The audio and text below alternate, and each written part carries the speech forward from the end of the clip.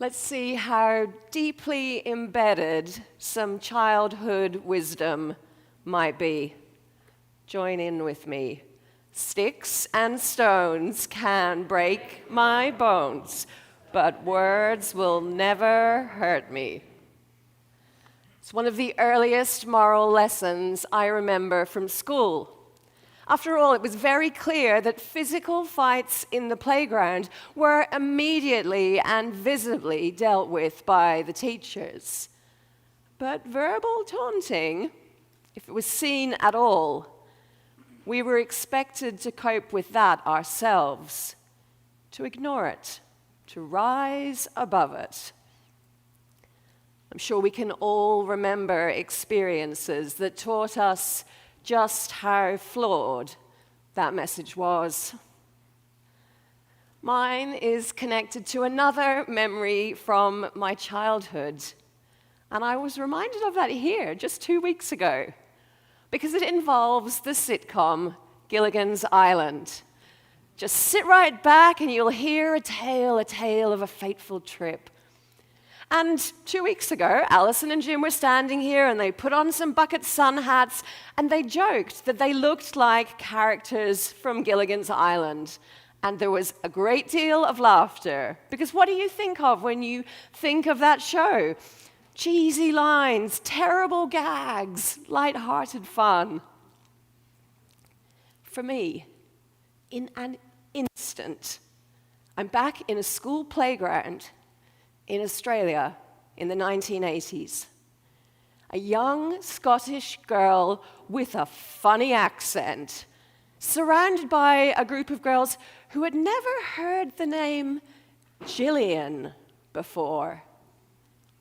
But it sounded like Gilligan.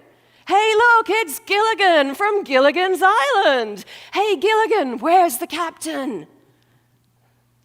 I don't remember how long this went on for, but eventually details of the teasing reached my teacher, who tried her best. I'm sure a telling off was given and apologies extracted, but the enduring solution was to change my name. So I'm Gill, just Gill. It's harder to be called Gilligan when your name is just Gill. Childhood Gill feels viscerally seen by James. James, centuries ahead of his time, recognizing the damaging power of words. And he doesn't hold back with his message. He recognizes that it could be easy to think of words as of no consequence, once spoken and then quickly gone. So he reminds his readers of the power of seemingly small things. The bit in a horse's mouth, the rudder on a large ship. Words might seem inconsequential compared to physical violence, but their power is just as wounding. And the damage is immediate, as effortlessly triggered as a spark lighting a fire. By our speech, we can ruin the world, turn harmony to chaos, send the whole world up in smoke, and go up in smoke with it. Think for a moment about the vast amounts of damage across Canada and the United States caused by forest fires, to capture the enormity of the harm that words can do, scorching our hearts, incinerating our sense of worth, leaving a scar devoid of life that can take months or years to renew. By our speech, we can ruin our world. And James's warnings and teachings illustrate an interesting shift in the behavior of the people of God and in their relationship with God.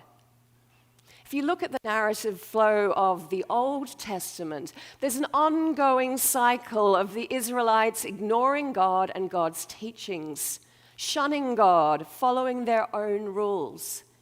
It's often a place of violence and pain. The teaching in the New Testament is noticeably different. The congregations listening to the Gospels, the recipients of these early Christian letters, such as those from Paul and James, they're all striving to follow Jesus and live out God's teachings, but they still get stuck. And what seems to be tripping them up so often is their arguing, their words to each other and about each other. With our tongues, we bless God our Father. With the same tongues, we curse the very men and women he made in their image. Curses and blessings out of the same mouth. Curses and blessings out of the same mouth. Or put another way, do we bless God and then curse people? Do we criticize, complain about, put down, compromise, undermine, or simply mock others, despite the fact that they, like us, are made in the image of God? Of course we do. Because as James said, no one can tame their tongue. It is inherent in our humanity. And one of the things I appreciate about the Message translation that we heard today is how relatable it is when describing the power of words, the pain of words. Who here has seen or experienced the fallout when a teenager with a grievance arrives at the dinner table? It doesn't matter that the perpetrator of their grievance isn't in the room, or that the incident probably took place hours ago. Innocent bystanders are immediately pulled into volatile combat with years of experience, knowing exactly which buttons to push for maximum effect.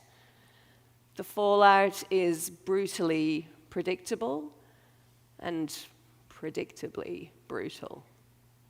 Harmony turned to chaos. Another of James' motifs occurred for me this week during a call with a colleague. My colleague, let's call him David, related how he had been rebuked by our manager with the feedback that David had been negative in a recent meeting. Frustrating feedback to receive, but it was when David asked for more information to try to better understand the comment that the situation took a turn for the worse.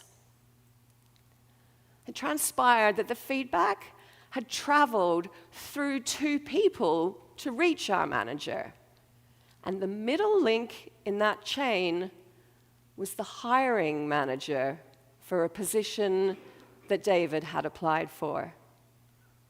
Disparaging words, but tenuous and unsubstantiated, presented out of context with no opportunity for David to explain.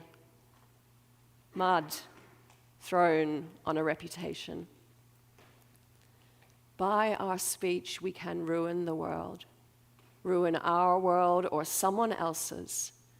And unlike the way in which most physical wounds will disappear with time, the lingering scar of words can endure for a lifetime. So what are we to do? It's easy to be overwhelmed by the emphatic nature of James' teaching, the seeming inevitability of the problem, the humanity of our fault and flaws.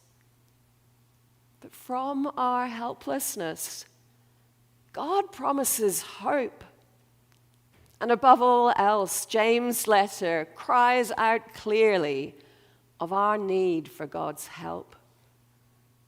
And God promises that we can always turn to God for help.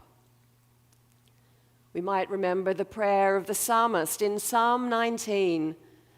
Let the words of my mouth and the meditation of my heart be acceptable to you, O Lord, my rock and my redeemer.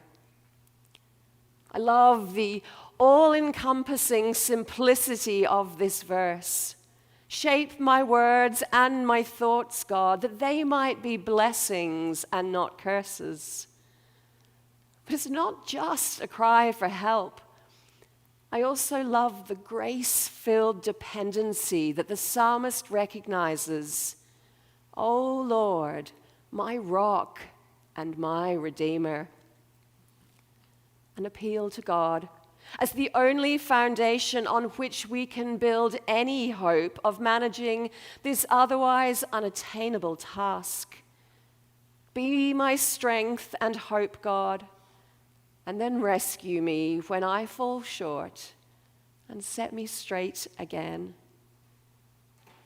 With that prayer and that promise, we can then embrace all the ways we can use our words as a blessing. We can use words to comfort and renew. As the book of Proverbs teaches us, gracious words are a honeycomb, sweet to the soul and healing to the bones. And we can be inspired by the Apostle Paul, who urged early Christians to voice their words as blessings. In 1 Thessalonians 5, he wrote, "Therefore encourage one another and build up one another, as indeed you are doing." One biblical commentator describes this passage as a warm hug from a friend that reminds us that we all need to hear something good sometimes. Something good. Something sweet to the soul. What words might we offer that could be sweet to the soul? How can we encourage and build up another? I read a beautiful back-to-school story this week from the mother of a 4th grade student whose son had been asked to share what he wanted her to know about him. He was writing, "I am brave, I am kind, and I am a very good writer." And as the mother added, I immediately teared up, because I knew his 3rd grade teacher told him those things all the time. And the mother added this encouragement for all of us: never forget that your words have the power to make others believe they are brave and kind and capable. Given that the letter from James specifically calls out teachers as carrying a daunting responsibility, it is affirming to see those that are answering this calling and making a difference. And the impact can last for a lifetime. We get to see this on the public stage when celebrities remember and recognize specific teachers from their childhood decades later. The actress Viola Davis remembered one teacher in particular. She said, "He believed in me when I didn't believe in myself, and that guidance and support changed the trajectory of my life. The best thing he told me is that I'm important." Davis continued, "High school, it's an awkward phase in life. You know that.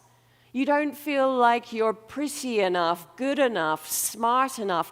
Nothing is enough. He taught me that I was enough." Sweet words indeed. I read another quote this week from a Nigerian author who gives us this poetic guidance: never admire quietly. If I admire something about someone, I tell them. We humans are so fragile. It's important we give people their flowers while they are still here. We all have this power to build up another person, to give people their flowers, to offer words that are sweet to the soul. And when we need encouragement, words that are sweet to our soul, we only need to remember how God speaks to us and about us. We are a glorious church, a special people, and the apple of his eye. That's from Ephesians and Deuteronomy. We are the light of the world, God's joy and crown, children of the promise, Matthew, Philippians, Romans.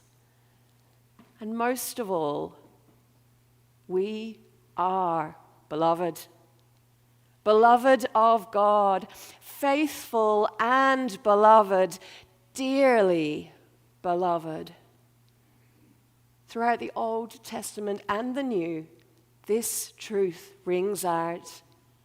We are beloved. Beloved by the God who made us and cares for us and watches over us. Words indeed that are sweet to our soul. So as we take the caution of James into our week, remembering, yes, that our words have the power to harm and hurt, let us also remember and live out the truth that our words have the power to bless and heal. Let us look for opportunities to give those around us their flowers, to build others up, to honor them as children of God, just as God honors and treasures us. Beloved friends, may our days overflow with words that are sweet to the soul. Praise be to God.